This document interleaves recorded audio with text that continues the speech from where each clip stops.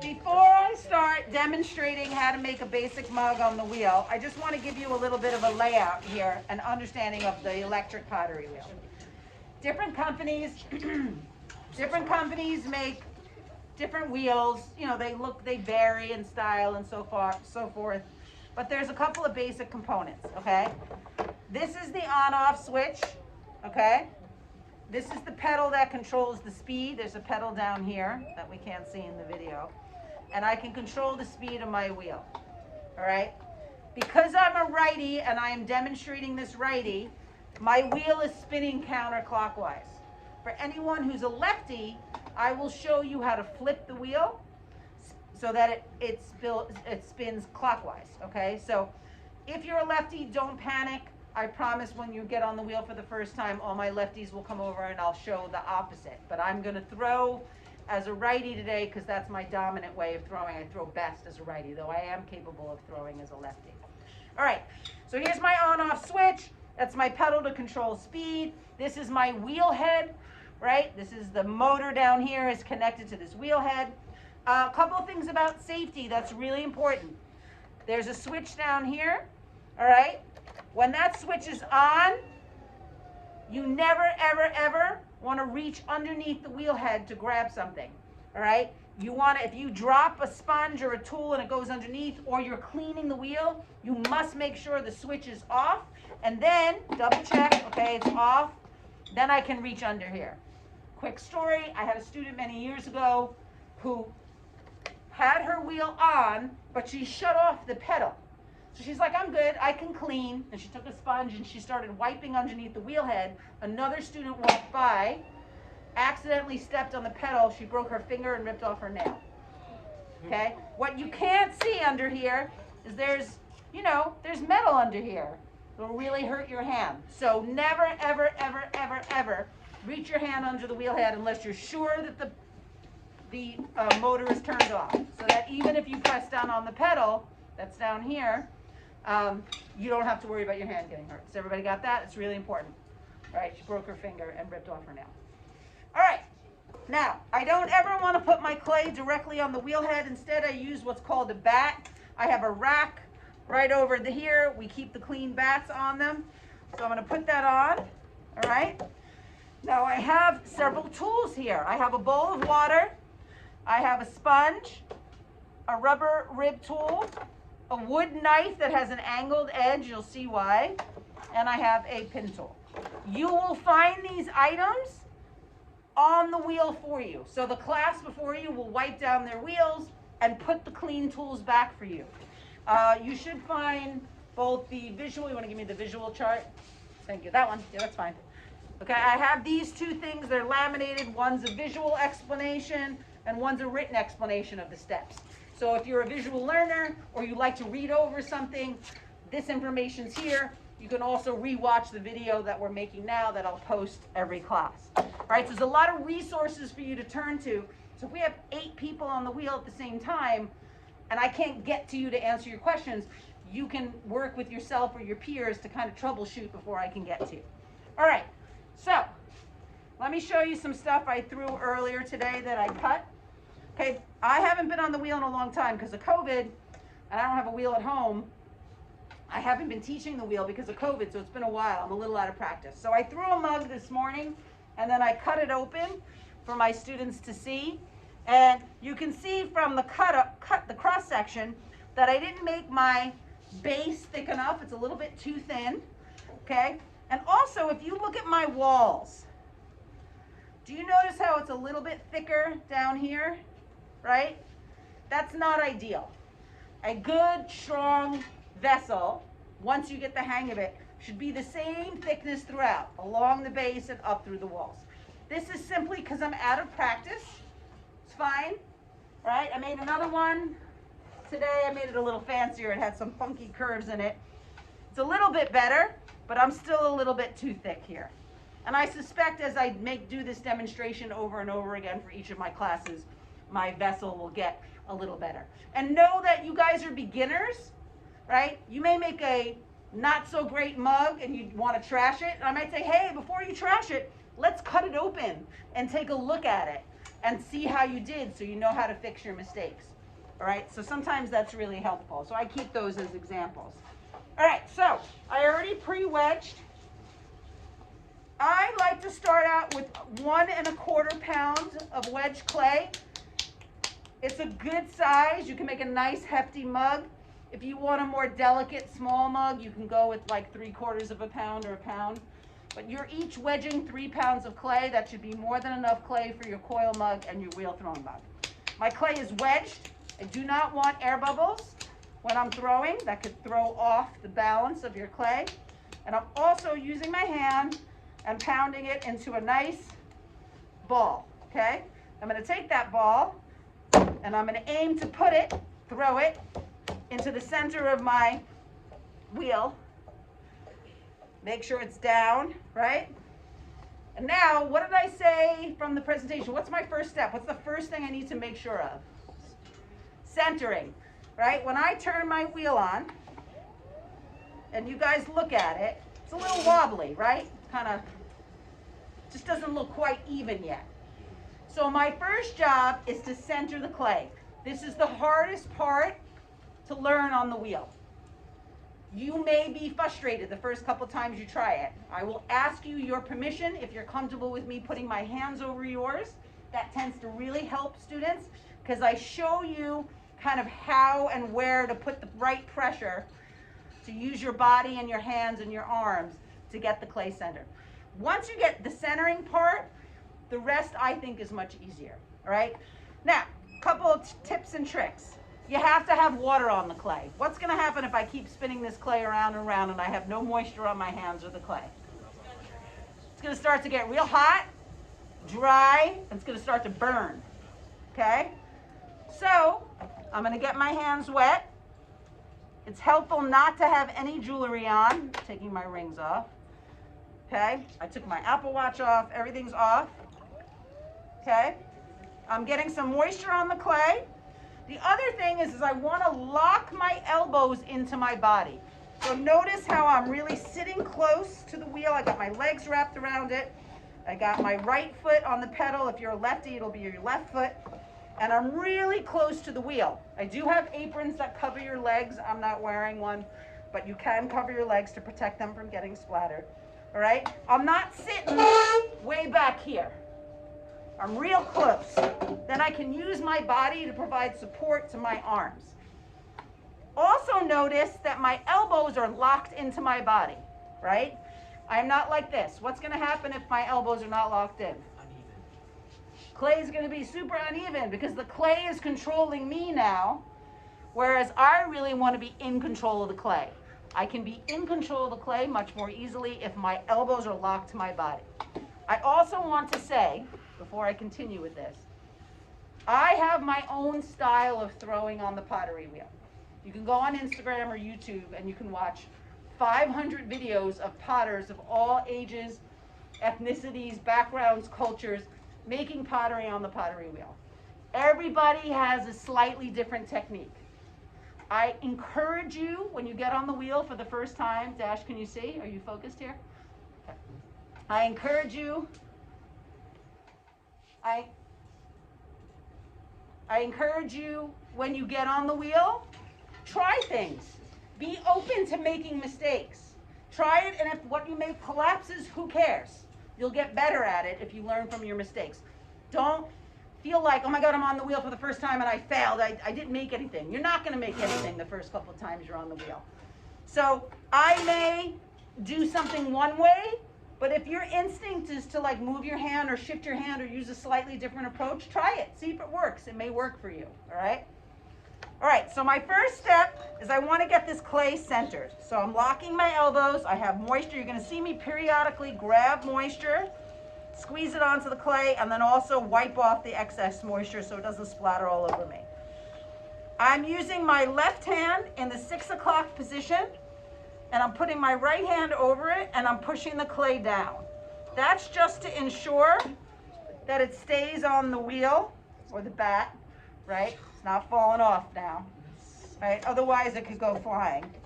And the next thing I'm doing is I'm centering the clay, and I want to center the clay at a medium to fast speed, And watch. Centering the clay involves squeezing the clay so it, what we call cones up, comes up. Then I push it back down. And this process of bringing the clay up and down helps get the wobble out. So here we go. So I'm squeezing the clay, it's rising up. If you take note, that wobble that was down here is now at the top, okay? I keep my left hand in that strong position at 6 o'clock with my elbow stabilized. Now I'm gonna take my right hand over the top. Notice that my hands are touching, my elbows are locked to my body. And I'm doing two things. There's two motions happening here. I'm pushing in with my left and down with my right. And I'm keeping my body strong and stable. By doing that, I'm forcing the clay to get centered. I'm forcing the clay to stabilize.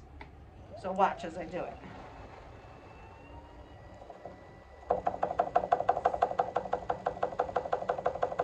Again, I need water every once in a while. Okay, I'm going to repeat the process. Squeeze and push the clay so it rises up, bringing that wobble to the top. My right hand over my left hand. Again, my left hand is in that locked 6 o'clock position. My elbows are to my body. I'm pushing down with my right and towards 12 o'clock with my left. I can feel the wobble in there. I'm slowly pushing the wobble out. We'll bring it up another time. And just figuring out how to do what I just did takes time. This is why I always ask permission if I could put my hands over your hands, because then I can show you where to apply the pressure. Trying to get rid of that wobble and centering the clay. Should be able to do it this time. Notice my elbows have not left my body. And you can see, look at the difference in how the clay is spinning now. You see how much it looks centered. It's not wobbly like it was before. All right? So, once the clay is centered, and you can check with me, because you'll eventually I'll like leave you and you'll work on it and you'll be like, oh, I think I got it centered. I come back and check. What's my next step? Anybody remember from the presentation? What do I have to do next? Yeah, you gotta like press down in the middle and like. Yeah, I gotta open it up. I gotta make a hole in the center. There's a couple of different ways to do that. First of all, you want to slow your speed down a bit, like a medium slow speed. Some potters like to use their thumbs. Okay, ladies, put the phone away, please. I prefer to use my pointer and middle finger, okay? But I encourage you when you're doing this to try both ways and see what feels comfortable for you, right? So again, moisture, medium slow speed. I like to always have my hands touching for stability. Again, notice that my elbows are into my body and I'm leaning over. And I'm going to go from the outside, almost spiraling inward. When I find the center, I push down. Now, do I go all the way down to the bottom, to the back? No, right? I'm going to leave about 3/8 of an inch. Just a little estimate there. You can, if you want, here's a trick. You can take a clean pin tool, make sure it's clean, push it in the bottom. It's hard to see, but it'll make a little wet mark on the pin tool. You can kind of see what the thickness is. And then if you just push your finger back down over it, it'll close up that hole. Most of the time, students will just have me look and check for them. So now I have this donut shape, right? All right? That's the start of what's going to be a mug. However, the walls are way too thick right now. So opening up is not just pushing a hole into the center. It's also widening it to open it up a little bit more. When I do that, I have to do a combination of two things. I have to push in with my left hand so it doesn't get too wide, and pull out. In my case, I'm pulling out my pointer and middle finger. Some people like to use their thumbs. Still a medium to medium slow speed. I'm going to use my pointer finger and eventually bring in my middle finger. I'm pushing in with my left hand and towards myself at 6 o'clock with my pointer and middle finger. And I'm slowly going to come off. Your movements must be slow and deliberate. No jerky movements with your hand because you'll throw the whole thing off. All right. So now I have a way more open form. And from here I can begin to do what? What's my next step? Like take this from the bottom and make it taller. Yeah, I got to make it taller. I got to lift my walls. Okay. There are many techniques to do this. Okay. I have seen people use their knuckles to lift the clay. Some people like to use the butterfly technique and use just their fingers to lift. I personally like using the sponge. This is great if you have long nails. And I don't know, I've just always liked using the sponge on the outside here, on the right side, to just help guide and lift the clay. Maybe it's because the sponge retains moisture, which makes it easier to guide the clay upward. Just my personal preference. You can try any of those ways. If the sponge feels awkward for you, I'll show you other techniques that you can use. All right. Reminder, I'm throwing as a righty. All right. So I am lifting my walls at 3 o'clock. If this is a clock and this is 12, this is 3, 6, and 9, I'm lifting my walls at 3. If you are a lefty, your wheel would be spinning the other way, and it would be your left hand on the outside, and you would be lifting your walls at 9 o'clock. Okay? All right. So the goal here is to take the really thick clay at the bottom, lift it and stretch it, and for my fingers and sponge to stay at 3 o'clock the whole time. So I'm going to add a little bit of water. Okay, I'm going to move to a kind of like a medium, again, a medium slow speed. This is why I like to keep my foot on the pedal. You'll know if you're going too fast because it'll start to feel like you're losing control. I'm going to finish this up. Okay, I'm pushing in with my right hand. Notice my elbows are into my body. I'm staying at 3 o'clock. And I'm just slowly lifting and giving the mug its height. And very important, when I come off, I don't want to pinch. I just kind of come off with my fingers separated. You see? Okay, what do I do in between each lift? I like to clean out the excess water. I like to compress my rim, right? So I take my sponge at 3 o'clock and I wrap it around my rim to kind of clean it up. If you find you have a bump or a lump or something uneven on your rim and you want to cut it off, you can take your pin tool at 3 o'clock and shave off a piece. Okay? Always keeping my rim nice and round. And I want to make sure my mug doesn't get too wide. So I do something after each lift called collaring in. It simply means I take both my hands and wrap it around. So as you can see, it's slightly inward at the top. And I only do that the first couple of lifts just to make sure my mug doesn't get too wide and collapse. So I'm going to go now to lift number 2. I'll probably do 3 lifts. Again, adding some water so it's nice and slippery. I'm going to put my whole left hand in. My elbows are to my body. My left hand is touching my right hand with my thumb to create stability. I'm going to push in with my right fingers on the sponge. Medium, slow speed. And I'm going straight up towards my face, giving the pot height, thinning out the walls.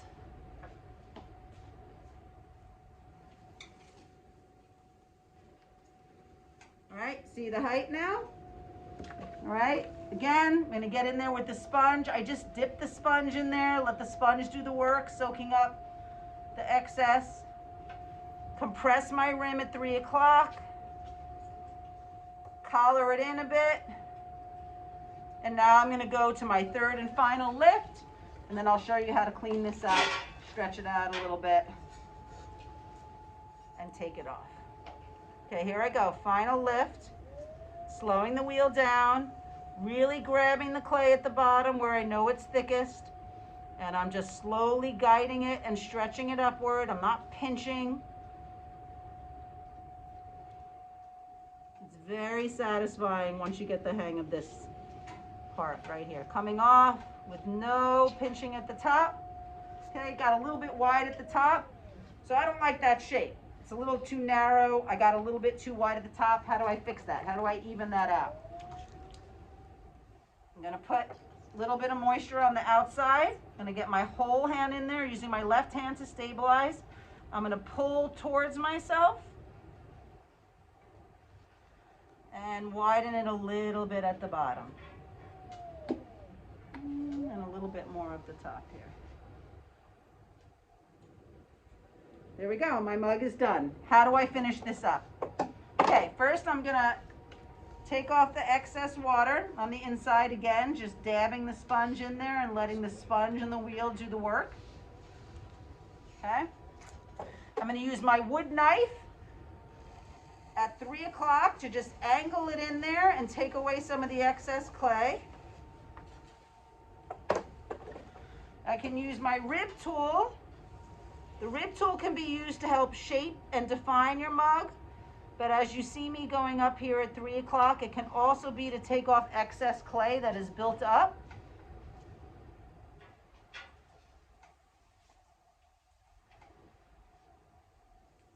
And then one final cleanup with my sponge.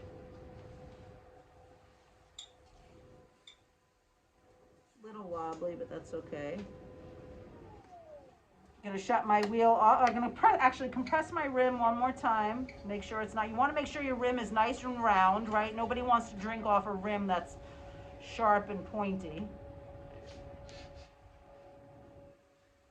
Okay. Going to take my string. I'm gonna cut it off. Now, what stage of clay is this in? Plastic. So I wanna be really mindful, right? If you were in class and it was the end of class and it was time to clean up, I would have you write your name on the back, put your class period on it, probably put it in front of the fan, and then at the very, very end of class, we would have you take it off because it would be leather hard and put it on your board. Let's cut this open and see how I did. I have a feeling it's still a little too wide at the bottom, but you know, I'm a little out of practice. Oh, much better. Better. Okay, still a little bit too wide at the bottom. It got a little too thin at the top, right? So you see, it has to be a little bit thinner here, and then it got too thin at the top. But again, I'm just practicing. I'm out of practice. It's fine. This still would have, even if I made an actual finished mug out of this, it still would have functioned fine. I'm just giving you goals to aim for. If you want to get really good at this, you want to try to get your walls thin. Last thing I want to show you, okay, is cleanup. So you're going to shut your wheel off. You're going to take all your tools, put them inside your bowl. Usually I assign you a partner to help you. One person cleans all this stuff up. And then you come back over with a clean sponge. It's really important, again, making sure your wheel is off, that you wipe down the whole pottery wheel. It's okay if some of the water goes down the pipe here, because there's a bucket. You just got to make sure your bucket's not filled up. We try to empty the buckets every day. And you simply wipe down the wheel until it's clean. All right? I'm not going to finish cleaning it on the video, but you get the idea. Then you clean off your tools, you put your tools back, and then it's ready for the next class to use tomorrow morning.